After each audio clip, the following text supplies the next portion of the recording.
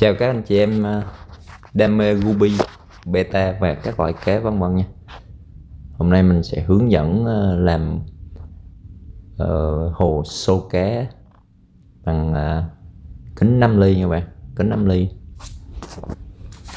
Hôm trước mình có làm hướng dẫn một cái bể cá bằng mica, còn bây giờ mình làm cái 5 ly. Cái này nó đơn giản hơn cái mica càng nhiều. Các bạn có thể tận dụng các cái tấm kính cũ bỏ đi ở nhà nhỏ không đâu, tấm kính cửa sổ hay là cái tấm kính tủ đó bỏ ra 5 ly 3 ly gì mình cũng có thể sử dụng được. Các vật dụng các bạn chuẩn bị thì mình có thước góc silicon Apollo A300 nha, cái này là chắc, và một cái dao cắt kính là quan trọng nhất. Cái này là cái thước nhôm này các bạn, để mình kéo đường cho nó thẳng này. Và các bạn chuẩn bị một ít dầu hỏa để mình nhúng cái dao cho nó chạy đường cho nó mượt nhá. Rồi giờ mình lên bản vẽ này nha các bạn. Để hồ xô cá 2 ngăn thì mình làm 15 thôi, 15 10, tức là cao 15 rộng 15 và dày 10 đó, mình chia làm 2 ngăn 5 cm. Đó, đây bản vẽ của mình này nè. Làm gì cũng phải có bản vẽ chứ, đúng không các bạn?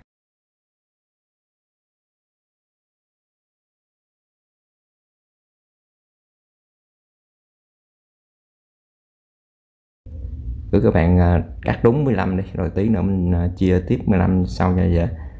Vậy các bạn nhớ chừa cái đường dao ra 2 ly nha. Đó, các bạn lấy dấu rồi các bạn chừa cái đường dao là 2 ly.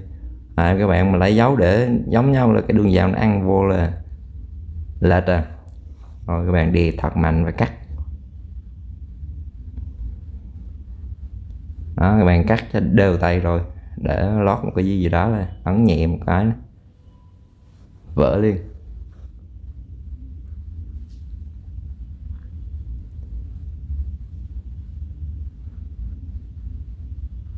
Đó, thấy đẹp chưa? Tiếp tục kéo.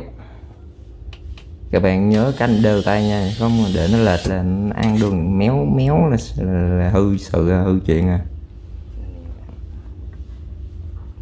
Quá đơn giản. Đó, thấy chưa các bạn, thấy chưa? Bằng riêng luôn. Rồi nhìn các bạn vẽ lên rồi, hai tấm trước sau rồi.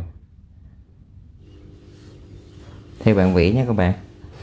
Chiều rộng thì phải 16, tại nó ăn vô 2 cái tấm hông nữa thì mất hết một phân á. Các bạn nhớ 16 nha. Rồi cái này nhỏ mình bỏ đi cho nó thẳng đường.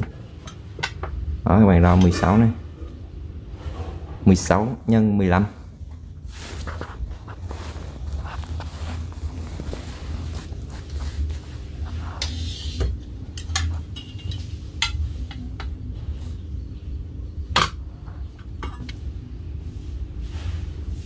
Nó cắt kính 5 ly chuyên nghiệp giống thợ vậy đó.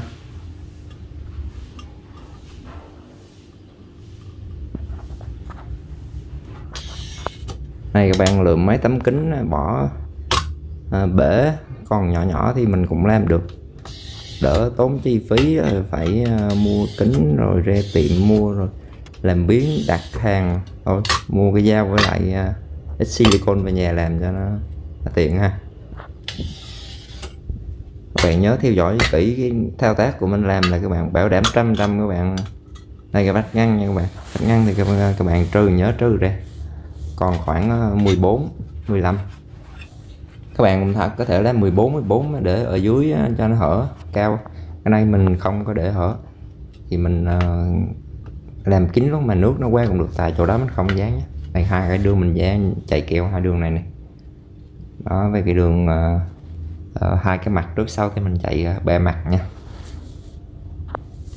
Các bạn nhớ vuốt silicon cho nó đều tay nha, ít thôi, đừng có làm nhiều quá nó sẽ bị chảy ra ngoài, lúc sau các bạn vệ sinh rất là khó.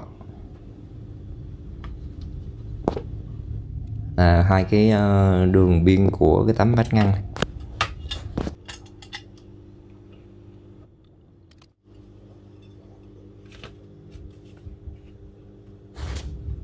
Rồi các bạn tiến hành dán. Cái này thì khỏi cần eto kẹp nha.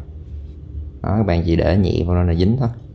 Đó, các bạn để vách ngăn vào rồi ép vô tiếp, và cuối cùng mặt thứ 5 là mình đẩy nhẹ vô nữa là xong. Quá đơn giản. Đây con nít nó làm cũng được, mình cắt cho con nít nó dán còn được, mình lớn từ này nữa, có tuổi có râu mà chẳng lẽ làm không được.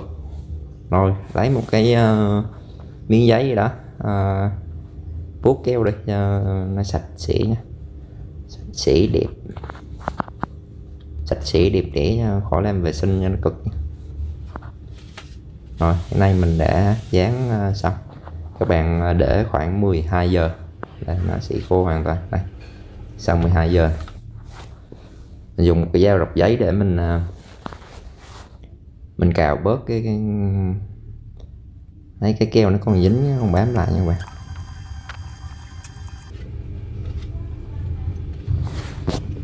Sau khi cào thì các bạn dùng cái đáy dao này, cái sắn dao các bạn vuốt giữa cái cạnh kính này là khỏi bén nhé, bén đồng vào thì chảy máu. Đó, mình vuốt hết tất cả các cạnh bén hết, rồi là vuốt qua vuốt lại thì nó sẽ bớt bén. Rồi bạn vệ sinh lại sạch sẽ nữa là xong.